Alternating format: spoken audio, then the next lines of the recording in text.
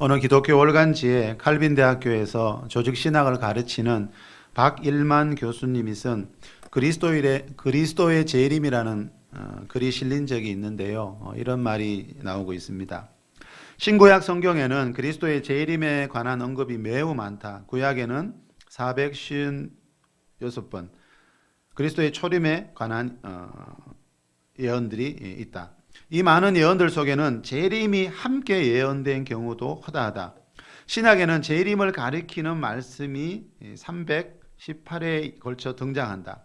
이것은 평균 25절마다 한 번씩 나오는 것이다. 마태복음 24장, 25장, 마가복음 10장, 13장, 누가복음 21장은 그 전체가 재림에 관한 내용이다. 그리고 데살로니가 전후서, 요한계시록은 그리스도의 재림을 그 전체의 주제로 삼고 있다. 그리스도의 재림은 성경 전체의 교훈을 이해함에 있어서 없어서는 안 될 열쇠와 같다. 그러기에 만일 그리스도의 재림을 부인한다면 그것은 성경 전체를 부인하는 것이 되고 만다. 자, 이 말은요, 한마디로 성경 66권에서 가장 중요한 주제는요, 예수님의 재림이라는 거지요. 성경은요, 예수님의 재림 때 있었던, 예수님의 초림 때 있었던 십자가와 부활보다도요, 훨씬 더 자주 재림에 대해 언급합니다. 우리가 십자가와 부활 이야기는 얼마나 많이 합니까? 그죠? 그런데 성경적으로 보면, 성경의 비율로 보면 우리가 십자가와 부활보다 재림 이야기를 더 자주 많이 해야 된다는 거죠. 자, 그래서 여러분, 성경이 어떤 책인가, 이 성경이 어떤 책인가를 알기 위해서는요, 십자가와 부활을 지나서, 그죠? 이 재림에 대해 알아야 된다는 거죠. 히브리서 6장 1절에 보면 그리스도의 도의 초보라는 말이 나오죠, 여러분. 그죠? 자, 이 십자가와 부활은요, 그리스도의 도의 초보입니다. 신앙생활의 기초 역할을 하는 겁니다. 그런데 거기 보면 그리스도의 도의 초보를 버리고 해놓고 그 6가지 초보를 버리고 더 완전한 데 나가라고 되어 있지요. 이 말은 그 6가지 초보가 필요 없다는 게 아니고요. 그 초보 수준에만 머물러 있지 말고 그 6개 그리스도의 도의 초보를 가지고 어디로요? 더 완전하고 더 깊은 영의 세계로, 더 깊은 하나님의 말씀 속으로 들어가야 된다는 거죠. 그래서 십자가와 부활에만 머물러 있으면 안 된다는 거죠, 우리 신앙이요. 영의 세계는 더 깊은 곳이 있습니다, 여러분. 하나님 말씀은요, 더 깊은 게 있습니다. 더 단단한 게 있습니다. 자, 그게 뭡니까? 자, 그 중에 가장 깊고 가장 단단한 게 뭡니까? 이 그리스도의 재림이라는 겁니다. 이 교수님 말대로 신약 성경은 25절마다 한 번씩 예수님 재림 이야기를 하고 있음에도 불구하고요. 지난주에도 말씀드렸듯이 1992년에 있었던 다미 선교의 휴거 사건 이후부터요. 재림과 관계된 이야기를 하지 않는 분위기가 한국 교회 안에 생기기 시작했습니다. 사람들의 시선을 너무 두려워한 나머지요. 성경에서 말하는 복음 그대로가 아니고 어느 책 제목처럼 구멍난 복음을 가지고 있는 경우가 너무 많아졌습니다. 성경에서 말하는 하나님이 어떤 분인지 알고 싶고 그 하나님을 만나고 싶다면요. 성경에서 중요하게 여기는 것을 우리도 중요하게 여겨야 됩니다. 여러분 좋아하는 음식들 다 있으시죠? 그런데 여러분 아무리 좋은 음식이라도요. 내가 좋아하는 것만 골라서 먹다가 보면은요. 영양 불균형이 돼서 반드시 몸에 이상이 생기듯이요.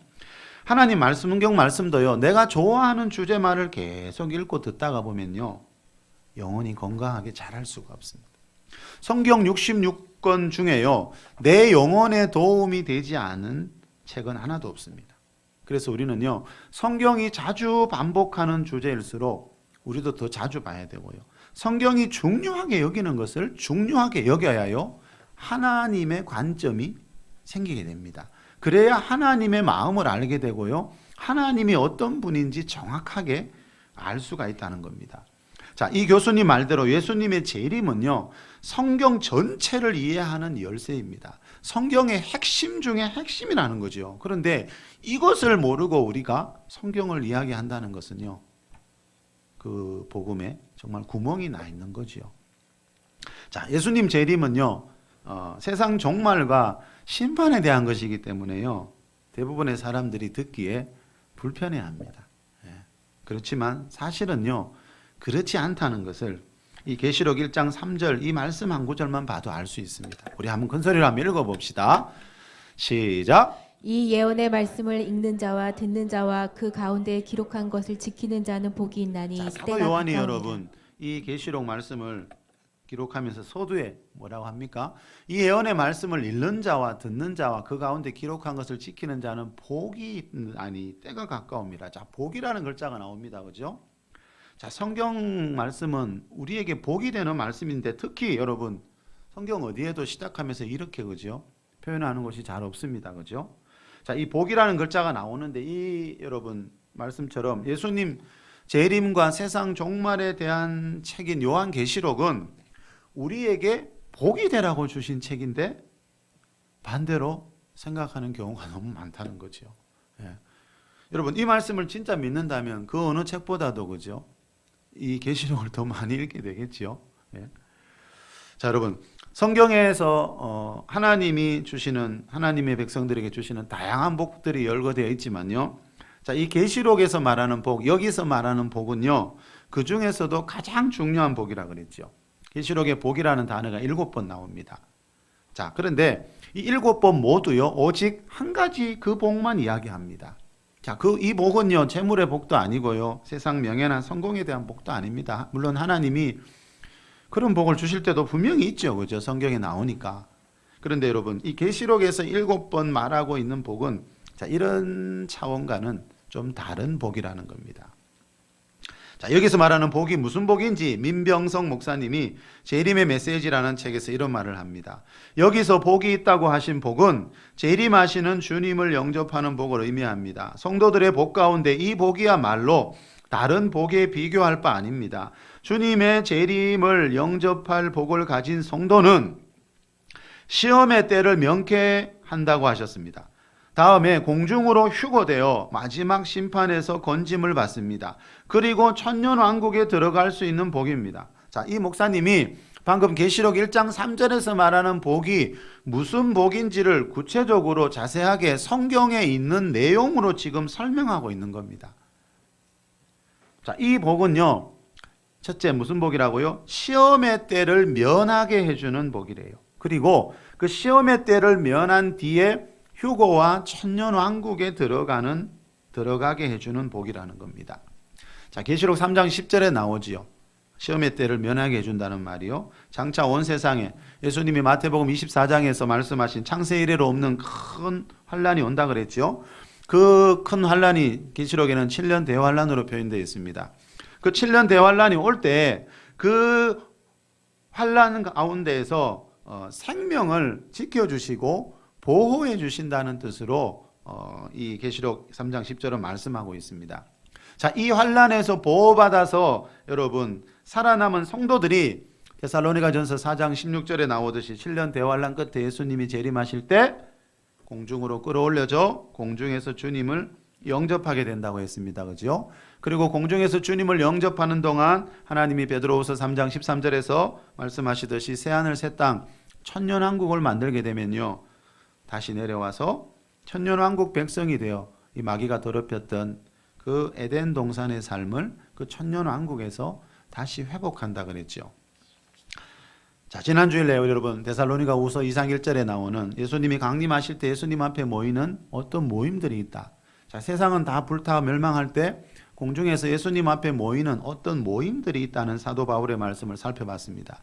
그 모임에 택함 받은 자들이 바로 누굽니까? 바로 이 성도들, 이 복을 받는 성도들입니다.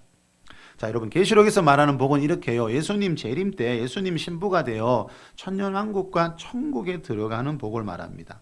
여러분 이 세상에서 누리는 복은 길어야 100년이잖아요. 그런데 이 복은 영원한 복입니다. 이 영원한 복의 길로 인도하는 것이 뭐라고요?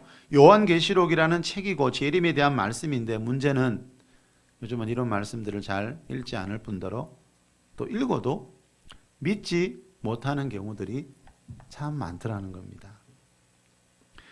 좀 전에 말씀드린 베드로후서 3장에 보면 노아 때는 물로 예수님 다시 오실 때 세상 끝에는 불로 세상이 멸망한다고 되어 있거든요. 그때가 되면은 우리가 날마다 보고 있는 저 하늘과 땅이요 사라지고 하나님이 새 하늘 새 땅을 만든다고 하는데 이게 말처럼 믿기 쉬운 내용이 아니라는 거죠. 바울이 데살로니가전서 4장 17절에서 말하는 천사들이 성도들의 손에 의해 공중으로 끌어올려져 공중에서 주님을 영접하게 된다는 이 휴거라는 사건도 믿기 어려워하는 분들이 참 많더라고요. 오죽하면 목회자들도 이것을 믿지 못하는 경우가 많이 있습니다. 미국에서요. 미국의 여론조사기관인 라이프 웨이 리서치라는 곳에서 2016년도에 미국의 목회자 1000명을 대상으로 예수님의 재림에 대한 설문조사를 한 적이 있습니다. 휴거에 대해 물어봤습니다. 제가 좀 전에 설명드린 대로 자, 천사들의 손에 이끌려 공중으로 올라가서 공중에서 예수님을 영접하는 휴거라는 사건이 있다는 것을 믿습니까? 라고 물어보니까 나는 그런 건 믿지 않습니다. 라고 대답한 목회자가 25%나 되었습니다. 자, 휴거를 믿는다고 대답하는 목사님들에게 다시 물어봤습니다. 그렇다면 그 휴거가 언제 일어나게 됩니까? 라고 물어봤더니 대환란 이전에 7년 대환란 이전에 휴거가 있다라고 대답한 목회자가 36%이고요. 환란 이후에 환란을 그리스도인들도 환란을 통과한 이후에 휴거가 있다고 대답한 목회자는 18%밖에 되지 않았습니다. 자, 여러분 그동안 우리가 많이 살펴봤듯이 성경은 분명히 성도들도 예수님이 마태복음 24장에서 말씀하신 창세 이래로 없는 큰 환란, 즉 계시록에서 말하는 7년 대환란을 통과해야 된다, 지나가야 된다고 성경은 분명히 말씀하고 있거든요. 그래서 마태복음 24장과 계시록 12장에 보면 오죽하면 환란이 올 때 도망가라는 말씀도 나오거든요.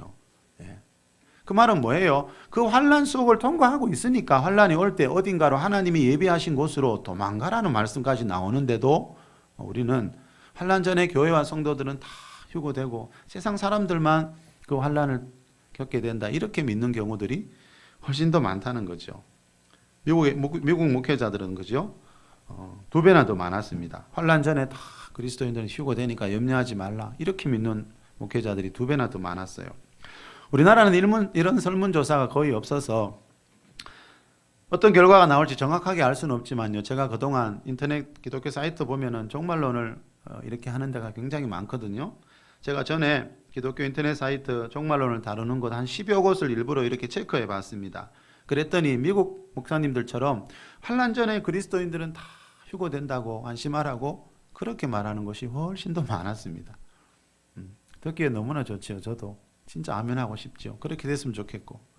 그런데 그게 만약 사실이 아니면 진리가 아니면 어떻게 됩니까, 여러분? 자, 여러분 환란 전에 휴거된다 참 듣기 좋습니다. 그렇게 되었으면 좋겠고 저도요. 그러나 중요한 것은 성경이 뭐라고 말하는 거잖아, 그렇죠?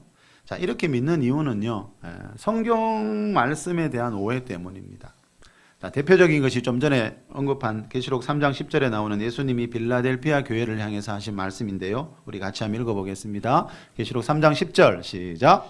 내가 나의 인내의 말씀을 지켰은즉 내가 또한 너를 지켜 시험의 때를 면하게 하리니 이는 장차 온 세상에 임하여 땅에 거하는 자들을 시험할 때라. 자, 장차 온 세상에 어떤 시험이 똑같이 임할 때가 있습니다. 인류 역사상 이런 시험은 한 번도 없었죠, 여러분. 과거에도 뭐 전염병 세계 곳곳에 있었지만 온 세상 모든 나라에 과거에도 전쟁이 많았지만 온 세상 모든 나라가 전쟁을 한 적 없었습니다. 자, 그런데 예수님이 여기서 말하는 이 시험은요, 온 세상 모든 나라 모든 민족이 당하는 어떤 시험, 예수님이 말씀하신 창세 이래로 없던 그 큰 환란을 말합니다. 자, 환란 전 휴거를 주장하는 분들이 가장 많이 인용하는 말씀 중에 하나가 이건데요. 자, 여기 보라는 거죠. 내가 인내의 말씀을 지켰은즉 너를 지켜서 시험의 때를 면하게 해주겠다. 자, 이 말씀 때문에 보라고 우리는 환란 전에 다 들림받아 휴거 하늘로 올라간다. 이제 이렇게 주장하는 사람들이 많은 겁니다. 그런데 이거는 이 번역에 대한 오해 때문에 이런 말을 하는 겁니다. 여기서 말하는 명쾌해 준다는 말이 뭐라 그랬죠? 환란이 오기 전에 미리 휴거시켜 준다는 말이 아닌데 언뜻 보면 이 말씀이 그렇게 보이고 들린다는 거죠. 목회자들이 보는 옥스퍼드 주석에 보면 이 구절에 대해 이렇게 해석해 놨습니다. 시험의 때를 면하게 해준다는 말은 어떤 의미인가? 여기서 면하게 하리니로 번역된 에크라는 단어는 본래 기원이나 출처를 나타내는 전치사이다. 한글 개역 성경은 이것을 면하게 하리니로 번역하여 뭐뭐로부터 면제라는 해석을 채택하고 있으나 문맥상 이것은 환란이나 시련 가운데에서의 보호를 뜻한다. 다시 말하자면 교회는 환란 가운데에서도 예수 그리스도의 보호하심을 입는다는 의미이다. 자, 이 설명처럼 여러분 시험을 명쾌해 준다는 말은 어떤 시험이 올 때 하나님이 그 속에서 끝까지 지켜주신다는 뜻인데, 번역이 조금 애매하게 되는 바람에 그리스도인들이 신앙생활에 큰 영향을 끼치게 됐습니다. 이 한 구절이. 자, 여러분 코로나19 사태 이후로요, 우리 교회가 보니까요, 이렇게 기독교 신문이나 설교, 다른 목사님들 설교해 보니까 많이 보고 있는 말씀 중에 하나가 뭔가 하면 이 하나님의 보호에 대한 말씀인데요. 특히요, 우리 교회도 몇 주 전에 살펴본 이 시편 91편 말씀이 언젠가부터 보니까요, 이런 기독교 신문이나 언론에 많이 등장하더라고요. 자, 우리 거기에 나오는 우리 7절부터 10절 말씀, 우리 시편 91편 7절에서 10절 말씀, 여러분 이 말씀이 여러분 가정에 이루어지기를 사모하는 마음으로 우리 크게 한번 읽어봅시다. 시작. 1000명이 내 왼쪽에서 10,000명이 내 오른쪽에서 엎드려지나 이 재앙이 내게 가까이 하지 못하리로다. 오직 너는 똑똑히 보리니 악인들의 보응을 내가 보리로다. 내가 말하기를 여호와는 나의 피난처시라 하고 지존자를 너의 거처로 삼았으므로 화가 내게 미치지 못하며 재앙이 내 장막에 가까이 오지 못하리니. 재앙이, 하나님이 하시는 일이 뭔가를 여러분 알 수 있습니다. 여기 보면 하나님이 하나님의 백성들을 향해서 어떤 일을 하시는가, 어떤 스타일로 일하시는가. 자, 재앙이 네 장막에 가까이 오지 못하리라. 이 재앙이 7절에도요, 이 재앙이 네게 가까이 하지 못하리로다. 자, 여러분 예수님이 빌라델피아 교회를 향해 아까 뭐라 그랬죠? 네가 인내의 말씀을 지켰은즉 내가 또한 너를 지켜 시험의 때를 면하게 해준다고 했죠. 자, 하나님이 하나님 말씀을 지키는 자들에게, 말씀을 지키는 자들에게 주시는 은혜는요, 이 세상 살아가면서 어떤 재앙도 보지 않도록, 만나지 않도록 해주겠다, 그 말이 아니고요, 내 주위에서 이런 재앙들이 일어나고 있을 때 그 재앙이 네 장막 안으로, 네 집 안으로, 네 가까이 오지 못하게 해주겠다. 성경은 이걸 약속하고 있습니다. 그래서 우리가 여러분 아무리 하나님을 바르게 잘 믿어도요, 이 땅 살아가면서요, 어떤 어려운 일을 눈앞에서 만날 때가 많이 있습니다. 그러나 여러분, 우리 평소의 신앙생활이 이제 그때 되면 드러납니다. 우리가 평소에 어떻게 하나님을 믿었나 하는 것은요, 환난이 올 때 드러납니다. 제가 말씀드렸죠. 알곡과 죽정이는 환난이 오면 저절로 그냥 드러납니다. 자, 여러분, 재앙이 내 주위에서, 내가 살고 있는 도시에서, 이 땅에서 일어나고 있을 때 그 재앙이 가까이 오지 못하도록 하나님이 보호해주는 장막, 집이 있고 사람이 있다는 거죠. 성경은 이걸 말씀합니다. 그래서 베드로전서 1장 15절에 보면 이런 말씀이 나옵니다. 너희는 말세에 나타내기로 예비하신 구원을 얻기 위하여 믿음으로 말미암아 하나님의 능력으로 보호하심을 받았나니. 하나님의 능력으로 보호하심을 받는 사람들이 있습니다. 세상이 어떻게 되든지요, 자, 하나님이 하나님의 능력으로 보호해주는 사람들이 있다는 거죠. 언제까지요? 말세에 나타내기로 예비하신 구원을 얻을 때까지입니다. 자, 구원을 할 때 여러분 말씀드렸죠. 성경의 저자들이 이렇게 미래형으로 말하는 구원이 있다 그랬죠. 말세에 나타내기로 예비하신 구원. 자, 오늘 본문 마지막 절 39절에도 보면요, 이 미래형으로 되어 있는 구원이 나옵니다. 뭐지요? 우리는 뒤로 물러가 멸망할 자가 아니요 오직 영혼을 구원함에 이르는 믿음을 가진 자가 되자. 자, 영혼을 구원함에 이르자는 말은, 여기서 말하는 구원은 이 당시에 히브리서 저자도 그 당시에 성도들도 아직 이 구원을 받지 못했다는 뜻입니다. 그죠? 이 구원에 이르도록 어떤 믿음을 가지고 살자는 겁니다. 자, 여러분, 구원은 아주 중요하다 그랬죠. 우리가 예수 그리스도를 믿는 이유가 구원받기 위해서이기 때문에. 그래서 여러분, 이 구원의 의미를 확실히 알아야 성경이, 그죠, 바르게 깨달아진다 그랬죠. 이 구원은 여러분, 글자는 똑같지만, 그죠, 과거형으로 쓰인 곳이 있고 현재형의 의미로 쓰인 곳이 있고 이렇게 미래형으로 쓰인 곳이 있다 그랬죠. 자, 우리가 흔히 예수님 믿으면 영혼 구원 받았다 이렇게 말은 하는데요, 정확하게 말하면 영혼 구원이 아니고요, 마태복음 1장 21절에서 말하는 죄에서 구원받은 거지요. 세상에서 구원받은 거지요.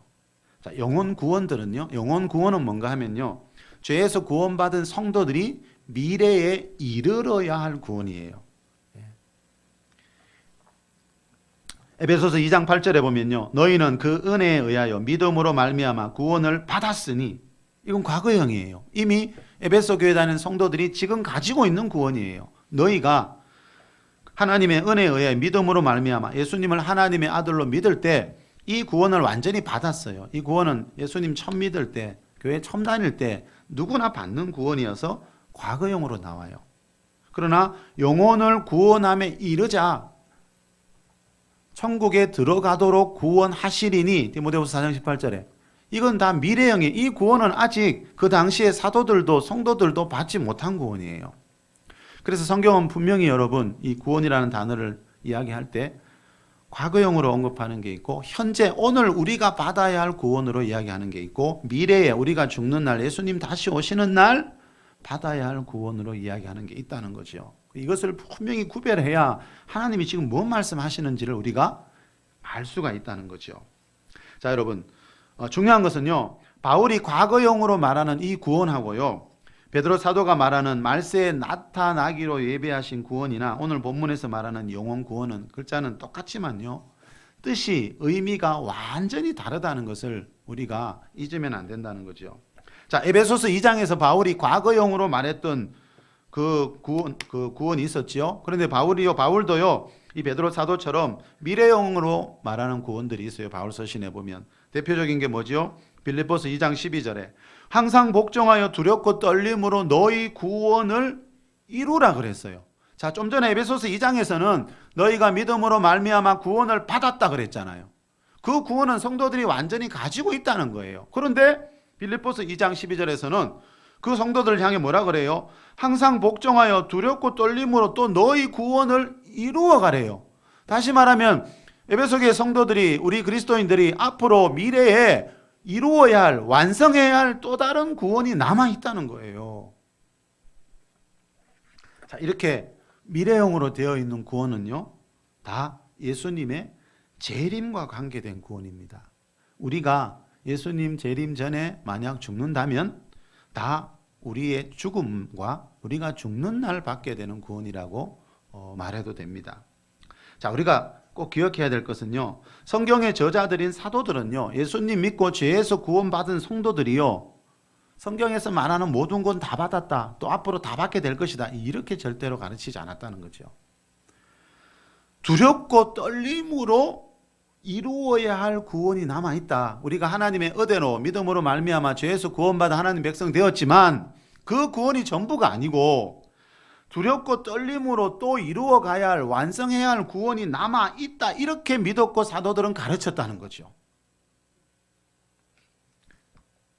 그리고 말세에 나타내기로 예비되어 있는 이 구원을 여러분 왜 두렵고 떨림으로 이루어 가라고 할까요? 여러분, 많은 사람들이 예수 믿기만 하면 무조건 천국이래요. 그 말이 맞다면 두렵고 떨릴 일이 뭐가 있습니까, 여러분? 그 말이 아니기 때문에, 그죠? 예수님이 마태복음 7장에서 말씀하신 것처럼 나더러 주여 주여 하는 자가 다 천국에 가는 게 아니기 때문에 두렵고 떨림으로 구원을 이루어 가라 그러지, 예수님 한번 믿고 신앙 고백했다고 해서 그 사람들이 다 천국에 간다면 사도 바울이 뭐 하라고 두렵고 떨리는 뭐로 이루어 가라고 했겠습니까? 자, 여러분, 두렵고 떨리는 마음, 사도 바울도 자기가, 그죠? 예수님 실권 전한 뒤에 버림을 받을까 봐 두려워했다 그랬거든요. 자, 여러분, 바울이 또 감옥에서 뭐라 그랬죠? 항상 기뻐하라 그랬거든요.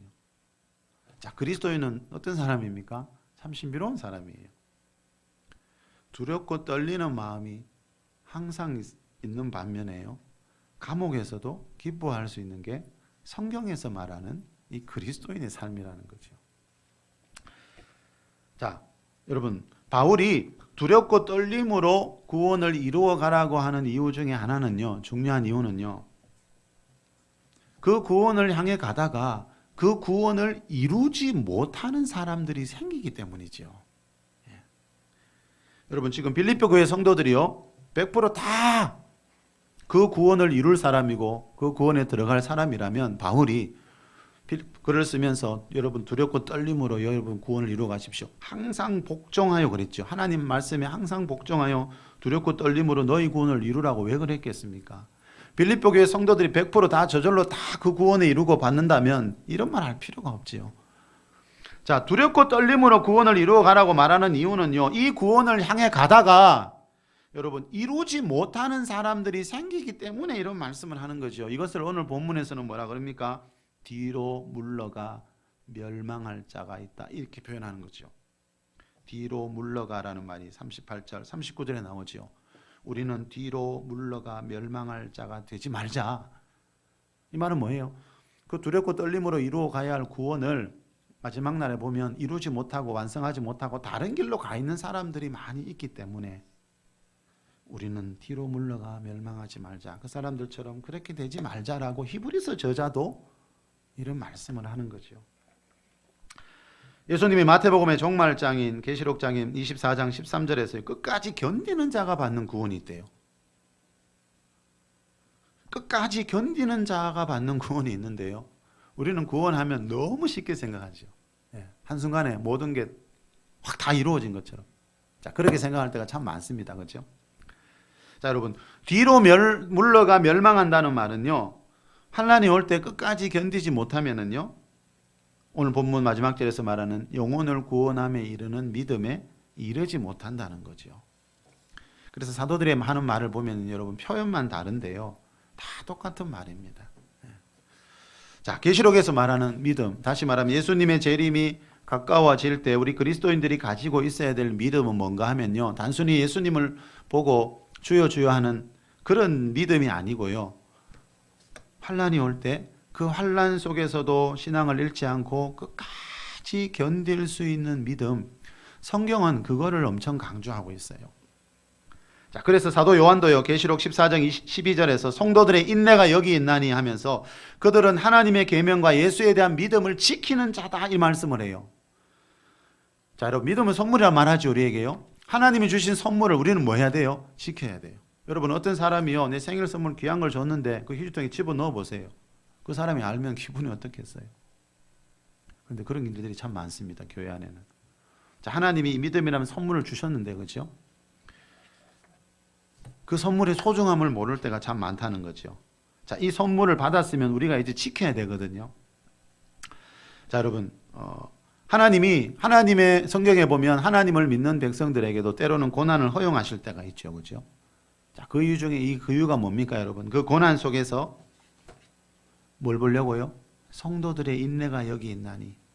그 고난 속에서 인내하는 힘을 기르게 해주기 위해서 하나님이 때로는요, 우리 삶에 고난이 올 때요, 그 고난을 허용하실 때가 있습니다. 자, 오늘 본문에 보면은요, 이 히브리서 저자가 초대교회 성도들에게 요구하는 믿음도 한마디로 말하면 인내하는 믿음이라는 걸 알 수 있습니다. 우리 32절, 33절 한번 읽어봅시다. 전날에 시작. 전날에 너희가 빛을 받은 후에 고난의 큰 싸움을 견디어낸 것을 생각하라. 혹은 비방과 환난으로서 사람에게 구경거리가 되고 혹은 이런 형편에 있는 자들과 사귀게 되었으니. 너희가 빛을 받은 후에, 자, 예수 그리스도라는 빛을 받은 후에 예수님을 믿은 후에 이 말입니다. 그죠? 고난의 큰 싸움을 견디어냈던 것을 생각하라. 자, 이 히브리서의 1차 독자들, 그죠? 이 그리스도인들이 여러분 예수님을 믿은 뒤에 이 고난의 큰 싸움이 있었는데요, 그걸 견뎌냈어요. 그때를 생각하고 끝까지 믿음을 지키라는 거죠. 근데 이거는 초대교회 때만이 아니겠죠, 그죠? 우리 시대도 물론 마찬가지입니다, 여러분. 어느 가정이든지 여러분, 그죠? 처음 믿는 사람 생기면 그 믿음의 세계에서 경험해야 되는 이 고난은 분명히 있습니다. 그래서 바울이 무릇 경건하게 살고자 하는 자는 핍박을 받게 된다 그랬죠. 자, 여러분, 33절에는 뭐라 그럽니까? 혹은 비방과 환난으로서 사람에게 구경거리가 되고.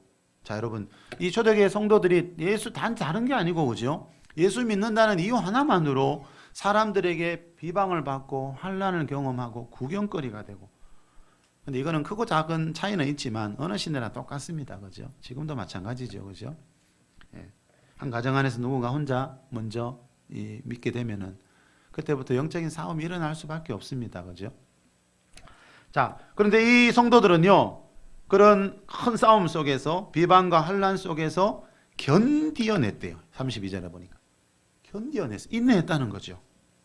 36절에 인내라는 말이 나오죠. 자, 여러분. 초대교회 때도 그렇고 지금도 그렇습니다, 여러분. 이 세상 종말을 이야기하고 휴거를 이야기해 보십시오. 특히 휴거를. 비웃지 않을 사람 얼마나 되겠습니까? 교회 다니는 분한테도 휴거를 이야기하니까 은근히 저를 이상한 사람 보는 것처럼 이상하게 여기더라고요. 성경을 있는 그대로 이야기하면요, 하나님을 믿는 사람들도 이상하게 여길 때가 많습니다. 예. 자, 초대교회 때는 여러분 지금보다는 우리보다는 훨씬 더 많은 비방과 환란이 있었겠죠. 그런데 여러분 예수님 재림에 가까워질수록요, 특히 7년 대환란이 오면은요, 인류 역사상 가장 큰 비방과 환란을 이 그리스도인들이 당하게 된다라고 성경이 말합니다. 그래서 그 말은 뭡니까? 믿음을 가지되 반드시 어떤 환란에서도 이길 수 있는 인내하는 믿음을 가지고 있어야 된다. 성경은 그 말하는 겁니다. 그렇지 않으면요, 인내하는 믿음이 없으면요, 환란이 올 때, 고난의 큰 싸움이 올 때 뒤로 물러가게 된다. 사도들은 그걸 이야기했습니다. 자, 그러면 이 초대교회 성도들이 비방과 환란이 올 때 무슨 힘으로 견뎌냈는지 34절에서 6절에 보면 나옵니다. 우리 같이 읽어볼까요? 너희가 시작! 너희가 갇힌 자를 동정하고 너희 소유를 빼앗기는 것도 기쁘게 당한 것은 더 낫고 영원한 소유가 있는 줄 알미라. 그러므로 너희 담대함을 버리지 말라. 이것이 큰 상을 얻게 하느니라. 너희가 인내가 필요함은 너희가 하나님의 뜻을 행한 후에 약속하신 것을 받기 위함이라. 자, 여러분 이 구절들을 꼭 기억하세요. 36절에 보면 하나님이 약속하신 것이 있대요. 자, 35절에 보면 큰 상이 있대요. 34절에 보면은요, 뭐가 나옵니까? 더 낫고 영구한 소유가 있대요. 자, 여러분, 자, 초대교회 성도들이 사람들의 비방과 그 환란을 견딜 수 있었던 이유가 여기 있습니다. 하나님이 약속하신 그걸 믿었다는 거죠. 큰 상과 더 낫고 영구한 소유. 자, 34절에 보니까요, 너희 소유를 빼앗기는 것도 기쁘게 당했대요. 돈 이야기입니다, 여러분. 돈을 뺏기고 재산을 뺏겼는데 초대교회 성도들은요, 기쁘게 여겼대요. 왜요? 그 돈보다 더 낫고 더 영구한 소유가 있다는 것을 이 사람들은 알고 믿었기 때문에 돈 좀 달라고 해서 절망하지 않았다는 거죠. 돈을 위해 사는 인생이 아니라는 거죠. 자, 여러분 이 말을 한마디로 말하면요, 뭡니까 여러분? 자, 이 초대교회 성도들이요, 사람들의 비방과 환란을 견딜 수 있었던 이유는요, 한마디로 말하면 이것은 예수님 재림 때 있게 될 천년왕국과 천국에 대한 표현들이라 그랬죠. 자, 성경에서 말하는 참된 신앙은요, 한마디로 재림 신앙과 천국 소망입니다. 자, 이 말씀 뒤에 보면 뒤로 물러간다는 말이 나오는데요. 자, 재림과 천국에 대한 소망, 믿음이 있는 사람들은요, 어떤 환란 큰 싸움이 와도 뒤로 물러나지 않는데, 자, 우리가 재림 신앙이, 천국 신앙이 약하면은요, 지금 같은 좋은 때에도 신앙생활 하다가 어떤 시험이 오면 뒤로 물러가는 모습을 아마 여러분도 많이 보았을 겁니다. 그 이야기를 하는 겁니다. 자, 이 신앙의 세계는요, 참 묘합니다. 우리가 분명히 하나님이 이 땅에서 주시는 약속, 축복도 있지요, 그죠? 그렇지만 그 이 땅에서 주시는 그 보상, 그 축복보다요, 우리가 재림에 대한 소망, 천국에 대한 소망이 더 크지 않으면요, 그 재림 소망, 천국 소망이 없으면요, 결국 뒤로 물러갈 가능성이 아주 많다는 거죠.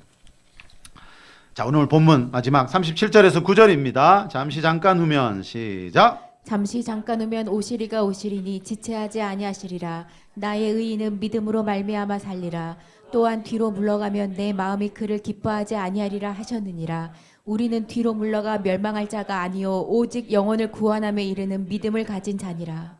우리는 뒤로 물러가 멸망할 자가 아니라는 말은 뒤로 물러가 멸망하지 말자, 지금 그 이야기를 하죠. 이 말은 우리 그리스도인들도 뒤로 물러가면 멸망할 수 있다는 뜻이죠. 근데 이렇게 요즘은 잘 안 믿어요. 성경에 이런 말씀이 수없이 나오는데도 왜요? 서두에 말씀드렸듯이 우리는 내가 듣고 싶은 말씀, 듣기 편안하고 좋은 것만 계속 가려서 듣다가 보니까요, 이런 말씀들이 수없이 성경에 나오지만요, 이게 무슨 말인지를 모르고 있는 경우가 참 많더라는 거죠. 그래서 편식은 아주 위험합니다, 여러분. 자, 여러분, 예수님 한번 믿으면 하나님의 은혜로 다 천국 간다, 지금도 이렇게 주장하는 분들이 참 많더라고요. 그렇다면 이런 말씀은 성경에 없어야 되죠. 그죠? 우리 그리스도인들이 어떻게 멸망을 해? 그러나 분명히 이브리스 저자는 사도 바울도 그죠? 우리는 뒤로 올라가면 멸망하니까 믿음으로 살자. 믿음으로. 무슨 믿음요? 인내하는 믿음. 고난의 큰 싸움이 올 때 예수 믿으면 어느 가정이든지 누구든지 다 고난의 큰 싸움이 옵니다. 그죠? 그때 우리가 뒤로 물러가지 말고 인내하는 믿음 가지고 하나님이 약속하신 거 바라보고 계속 나아가자. 지금 이 저자는 그 말씀을 하고 있습니다. 그죠? 자, 여러분, 이 앞뒤 문맥을 봐도 알 수 있습니다. 뒤로 물러간다는 것은 어떤 고난의 큰 싸움이 올 때 견디지 못하고 신앙을 버리거나 하나님의 계명에서 떠나는 것을 말합니다. 자, 이 세상은 여러분 어느 시대를 살아가더라도요, 예수님 재림 전까지는요, 그리스도인들을 따라다니는 비방, 환난, 핍박, 고난이 반드시 있습니다. 여러분 대충 타협해서 믿으면요, 근데 이런 게 없습니다. 우리가 대충 세상에 한 발, 교회에 한 발, 그러면은 이런 말이 뭔지를 이해를 못합니다. 그러나 여러분 우리가 하나님 말씀대로 바르게 한번 믿어보십시오. 하나님이 복도 주시지만요, 이 핍박과 겸하여 주십니다. 고난. 그래서 성경에서 말하는 고난은요, 가난하고 병들고 재앙당하고 이런 게 아니고요, 이 신앙의 박해, 신앙적인 핍박을 고난이라 그럽니다. 바울이 고마서 8장 18절에서 현재의 고난은요, 장차 우리에게 나타날 영광과 비교할 수 없다는 말을 했어요. 자, 현재의 고난 누구에게나 다 있을 수 있죠. 저도 여러분도 그렇죠. 내가 그리스도인이기 때문에 하나님 말씀대로 살려고 하다 보니까 주위 사람들에게 오해받을 때도 있고, 그렇죠. 하나님과의 관계를 더 중요시하다 보면 사람과의 관계가 깨어질 때도 있고, 자, 그런 이런저런 고난의 모습들이 여러분 하나님을 바르게 믿으면 반드시 있게 된다니까요. 그런데 적당히 타협하면서 믿으면 그런 고난 다 피해갈 수 있습니다. 그러나 그런 길에는 영광이 없다는 거죠. 현재의 고난, 자, 현재 우리가 그리스도인으로서 성경에서 말하는 이 고난의 길을 가고 있다면 여러분 장차 우리에게 나타날 영광은 이 고난과 비교하면 아무것도 아니다. 바울이 이렇게 말합니다. 다시 말하면 여러분 이 말은 뭔가 하면요, 장차 내 앞길에 하나님의 큰 영광이 나타난 것을 믿고요, 고난 속에서도 인내하며 사는 사람들을 하나님이 뭐 하신다는 거지요? 보호하시고 지켜주신다. 이 말씀을 성경은 하는 겁니다. 말씀을 맺겠습니다. 여러분, 마태복음 10장 29절에 보면요, 예수님이 나와 복음을 위하여 살아가는 자들에게 약속해 주시는 말씀이 있죠. 현세에 100배를 받되 박해를 겸하여 받고 내세의 영생을 받지 못할 자가 없느니라. 자, 우리가 예수님을 위해서 여러분 우리가 삶을 바치면요, 현세에 100배라는 어떤 복이 분명해요. 현세는 뭐죠? 이 세상, 이 땅이었어요. 자, 오늘은 제가 포인트를 하늘의 복에, 영적인 복에 맞추었는데, 그죠? 성경에 보면 하나님 우리에게 주시는 이 땅의 복, 육신의 복들도 분명히 있습니다. 그죠? 자, 그런데 여러분 현세에서 100배의 복이 있는데 박해를 겸하여 받고, 이 말이 아까 그 말입니다. 그리스도인으로서 이 신앙의 문제 때문에 사람들에게 당하는 박해, 핍박은 피해갈 수 없다는 겁니다.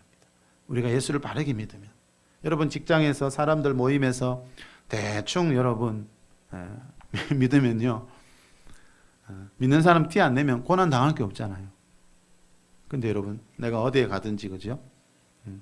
하나님 말씀대로 살려고 하면요, 반드시 세상은 손가락질을 합니다. 근데 그런 거를 이겨낼 수 있어야 되죠. 그게 뭡니까? 박해를 겸하여 받고.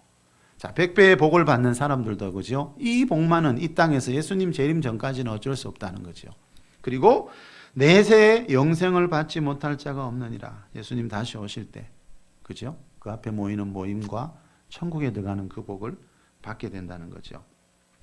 자, 여러분 어느 시대나 그리스도인으로서 받게 되는 고난이 있습니다. 여러분 이게 싫다고, 그죠? 뒤로 물러가 버리면 장차 올 영광이 없다는 거죠. 계시록 2장 2절에 보면 예수님이 에베소 교회 성도들 향해 이런 말씀을 했었죠. 내가 네 행위와 수고와 네 인내를 알고. 자, 예수님이요 에베소 교회 성도들을 보고, 에베소 교회 성도들이 주님을 위해서 수고한 거, 그리고 네 인내를 알고. 이 말은 뭐예요? 에베소 교회 성도들이 어떤 고난이 올 때, 그죠? 그 고난 속에서 힘들게 견디는 모습을 예수님이 다 지켜봤다는 거죠. 더 정확하게 말하면 그 고난에서 그 에베소 교회 성도들이 재림 소망, 천국 소망을 버리지 않았기 때문에 그 고난 중에 있는 에베소 교회 성도들이 그 고난을 이길 수 있는 힘을, 인내할 수 있는 믿음을 예수님이 주셨다라는 뜻이죠. 하나님은 그냥 지켜만 보고 계시지 않습니다. 그죠? 자, 지켜보고 있다는 말은 재림 소망과 천국 소망 가지고 살아가는 자들에게 그 고난을 이길 수 있는 어떤 힘을, 인내할 수 있는 힘을 주시고 있다는 겁니다. 그래서 로마서 5장 3절 말씀처럼 그리스도인은요, 환난 중에서도 즐거워할 수 있는 게 그리스도인의 삶이라는 거죠. 성경에서 말하는 가장 성숙한 믿음이 있습니다. 성경에서 말하는 가장 아름다운 믿음이 있는데요, 어떠한 고난 속에서도요, 고난의 큰 싸움 속에서도요, 이 재림 소망과 천국 소망 가지고 인내하는 이 믿음입니다. 어떠한 환경에서도 저와 여러분도요, 이 인내하는 믿음 가지고 살다가 영광의 자리에서 꼭 다시 만나는 우리 모두가 될 수 있기를 예수 그리스도의 이름으로 축복합니다.